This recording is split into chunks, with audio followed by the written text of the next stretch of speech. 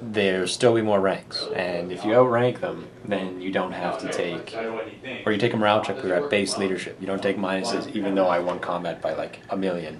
You're still at leadership 8 or leadership 10 or whatever the leadership may be. So definitely a big deal being steadfast. Bigger ranks, more bonuses for that. That being said, if you do fail and you have larger ranks, you run the risk of losing more people. I'm really unlucky, so I wouldn't do that. Anyway, give you a bit of a progress report here on my Dark Elves.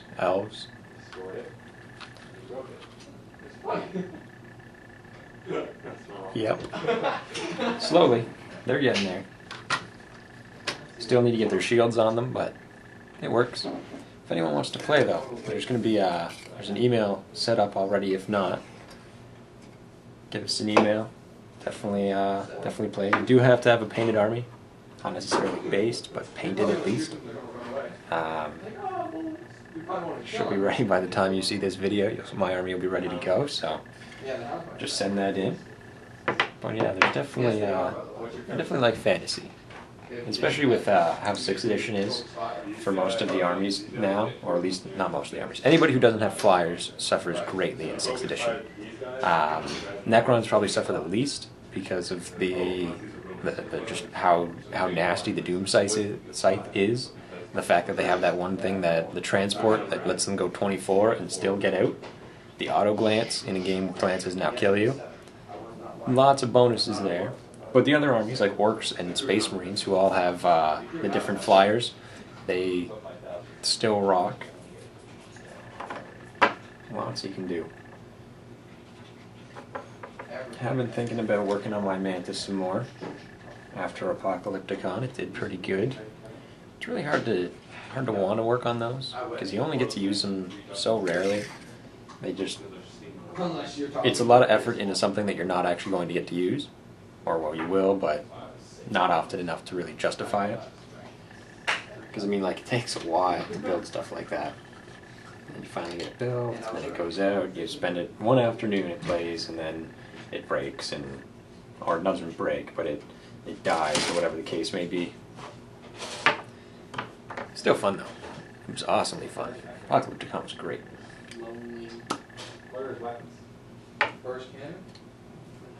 Still painting them. Get these guys done. Gotta prime this, who I've been fixing because Finecast. I get this Hydra, buy it Finecast, brand new, ready to go, and the way it works is that it comes with like a torso part that's got about this big, and then it's got little sprues on it for the head. And all the heads come off of it there, and the heads all kind of link into it like that. Where they're supposed to fit in, it was just a big like mold, just solid or Finecast material, whatever it is, resin. It was I had to literally cut into it in order to have them a spot to go onto them, or a spot for the heads to fit on. And then once they fit on, they then didn't fit correctly. So I've had to green stuff the heck out of it, trying to get it so that it will actually work. Not a fan of Finecast. I have a group of incubi that I got that are Finecast. And like, you paint them, and the pieces move. Like, the sword still bends, his back pieces still bend. I understand, like, okay, yeah, that's good. It won't snap, it won't crack, it won't whatever, but it seems really, I want to say cheap, even though it's not, because it costs the same, if not more. But definitely doesn't seem like it's doing that great a job. I don't know, I may be wrong. I mean, give me your opinion of Finecast. Haven't seen a lot very good about it on the internet. Like, different people's opinions, people I've talked to, nobody really likes it. But come on, let me know what you think. Leave a comment below. I'm sure somebody out there likes it, right? I mean, it's nice and light, and they look good, and they're highly detailed models that you can't see because it's probably really blurry. Oh, there we go. See? Finecast. That's my Dreadlord. I know he's an incubi. I went over this already. I'm not going over it again. But yeah, not a fan. I prefer plastic over all of them. Metal for some models. Nice having like a 20-pound dreadnought or something like that. Not for transport. I've transported that thing, and it was in a container. It wasn't one of like the nice battle foam frame container things. It was just a box, pretty much a bucket, a Tupperware container. And there's a dreadnought that I have, and he's just big red is what I've called it, because he's bright red Blood Angel's dreadnought, but he's solid pewter. And he's bigger than normal dreadnoughts because he's really old, and it weighs probably 5 pounds.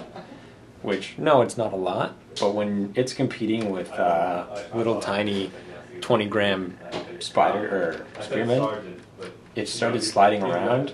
No, nothing survived. Like there were broken guys, broken tanks, broken weapons. Not fun when I opened that bucket up. Moral of the story is, I don't have a moral of the story. Don't pack your guy. Get foam. Yeah, that's the trick to it. Right now, these guys are traveling around in a box. Plan to get them a container, seeing as I've now painted them all, but one thing at a time, right?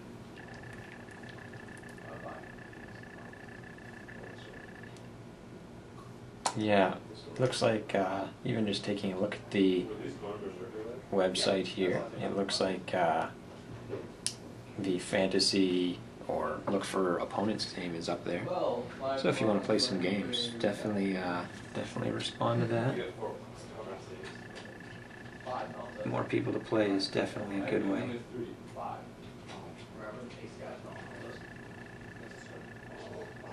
Can't tell the difference. Why? Why even bother, right? You can just make it silver. At least that's what he told me. All bases.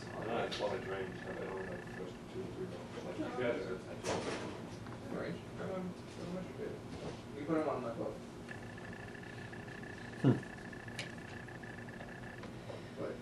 But yeah, I really don't want to put the shields on these Dark Elves. Like, I've been painting them, and they rank up all nice right now. I'm getting paint all over myself trying to close this thing. They rank up all nice. I'm going to have to put paint, and I know it's not going to end well. It's going to be like those Corsairs, who, I don't think I went into this enough about how much I hate that model. Like, yes, okay, they have their uses in game, but they don't fit together. Like, every man leans over to the left.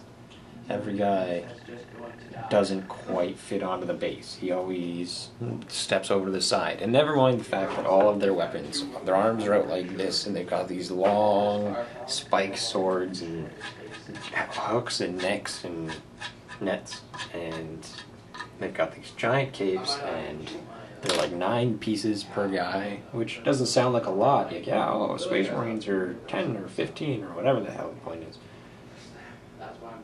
Yeah, but you're making like 100 of these. Like, I personally have 50, and I just don't like them. Don't think I'm even going to paint them. So, maybe one day, but not today. I'm going to have to trim this, because I can't close this lid. Justin's on my hair. Have to go to war for it. Did you? Yeah, he doesn't want to go with me. I really need it. But yeah, finally got it closed. I do like these new lids though. I don't know if anyone's tried the new Citadel lids. Like, and here's a different one. Pops off. There's this little piece at the back here. Holds up the lid. Because there's the old paints, which I have a lot more of. You open them up, there's just paint all inside there. And no matter how hard I try, I cannot get them to work right. I'm being stared at. Indeed. So back again, and I got a new chair. Stole Dan's chair. Dan's gonna find out about this probably long before this video comes up. Meh. Anyway, and I was just talking to Jordan about this, other person who works here, works in the front. You probably know him, been in a couple of battle ropes. Anyway, Cold One Riders. Cold Ones are toughness 4.